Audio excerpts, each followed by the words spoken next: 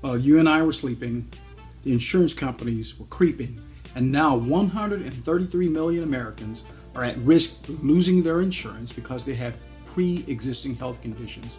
Stay tuned to the big picture.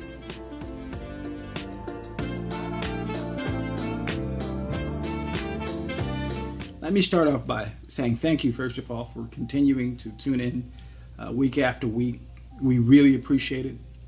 And let me ask you to share, again, this post as you have done in the past, because this post is critically important.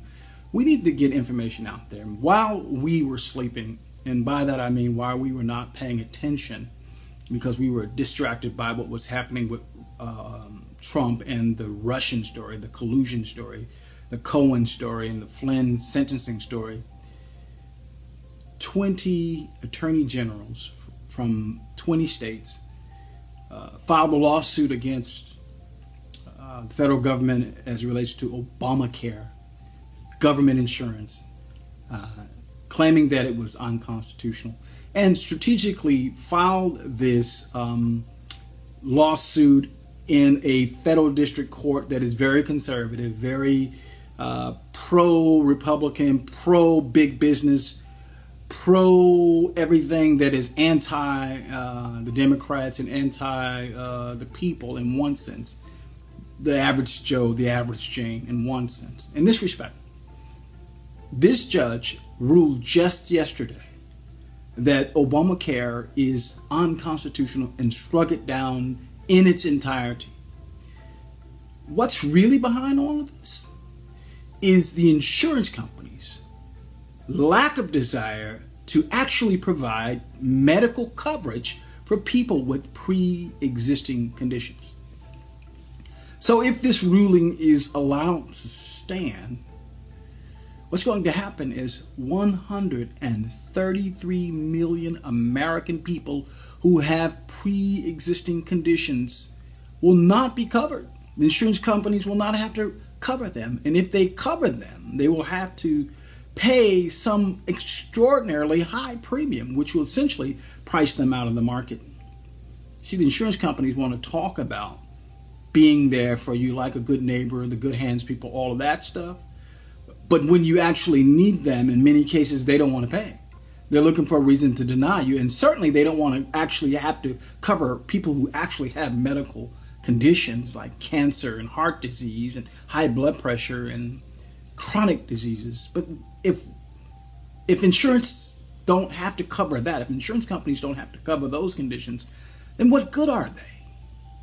Folks, this is not about the Democrats or the Republicans, as I said, the conservatives versus the liberals. This is the American people versus big insurance companies. And yesterday, because they have these U.S. senators and they have 20 state attorney generals and they have many people in Congress in their back pockets, the insurance companies won and the people of America lost. Now, this just simply cannot be allowed to stand. Every one of you that are listening to this post, you know someone, you probably are that person who has at least one medical condition that will not be covered. See, the insurance company only want to cover the young and the healthy.